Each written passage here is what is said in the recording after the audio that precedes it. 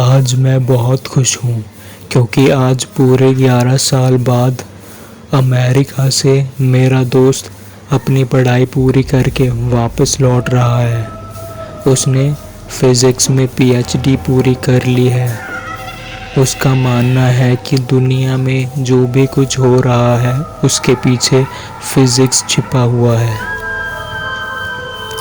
जब वो अमेरिका से वापस आया तो सीधा मुझसे मिलने के लिए मेरे घर आ गया और आकर मुझसे गले लग गया।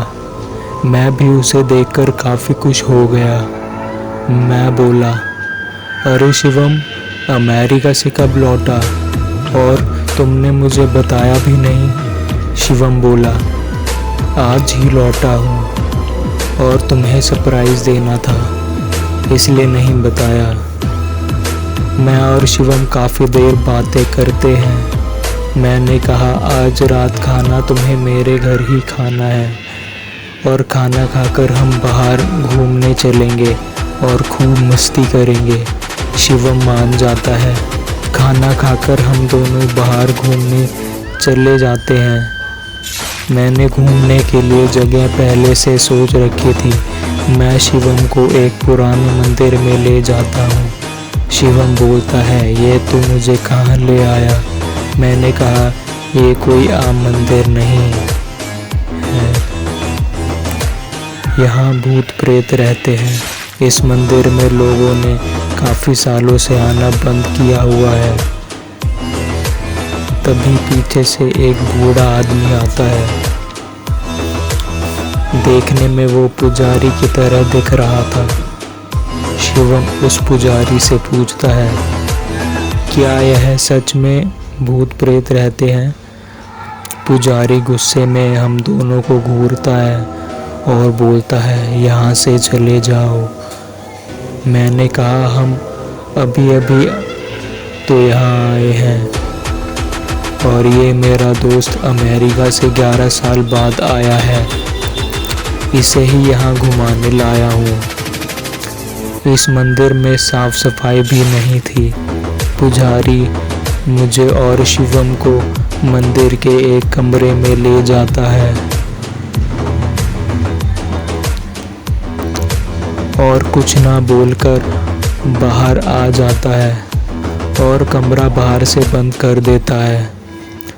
शिवम और मुझे पता भी नहीं चला कि उसने कब दरवाज़ा बंद कर दिया। उस कमरे के साथ एक और कमरा जुड़ा हुआ था। हम दोनों उठते हैं और कमरे को देखने लगते हैं और थोड़ी देर बाद जैसे ही हम दूसरे कमरे में जाते हैं, हम दोनों काफ़ी डर जाते हैं क्योंकि उस दूसरे कमरे में इंसानी खोपड़ियाँ, हड्डियाँ और काला जादू का सामान पड़ा हुआ था।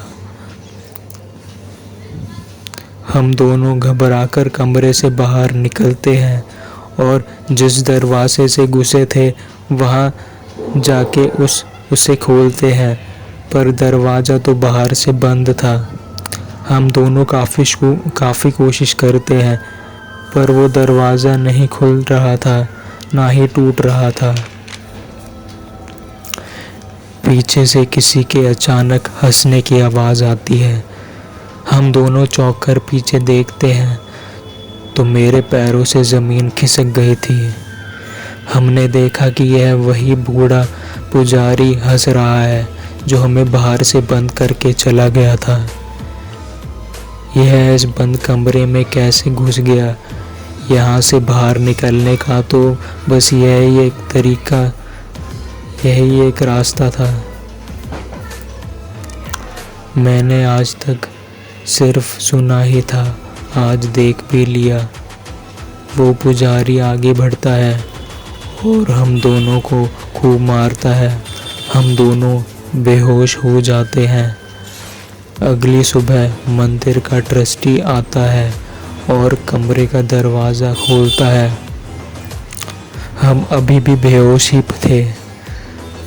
वो आदमी हम दोनों पर पानी छिड़ककर हमें होश में लाता है और गुस्से से पूछता है, तुम दोनों यहाँ क्या कर रहे हो? क्या तुम चोरी के इरादे से यहाँ आए थे? मैं ट्रस्टी को कल रात बीती सारी बात बताता हूँ। वो चौंक जाता है और कहता है, कौन पुजारी? बहुत सालों पहले यहाँ एक पुजारी था, पर उसकी रहस्यमय तरीके से मौत हो गई। तब से यह मंदिर वीराने में बदल गया है। यह सुनकर हम और भी डर जाते हैं। ट्रस्टी बताता है, यहाँ आने वाले लोगों को भी उसके होने का एहसास होता है।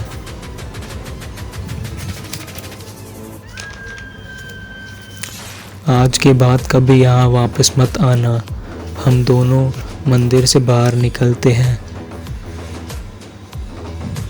तो मुझे अचानक एहसास होता है कि वह पुजारी मुझे पीछे से देखकर हंस रहा है। मैं ध्यान नहीं देता हूँ और हम दोनों फैसला लेते हैं कि कुछ भी घर वालों को नहीं बताएंगे। तो दोस्तों, ये थी आज की स्टोरी। आशा है आपको पसंद आई होगी। थैंक्स।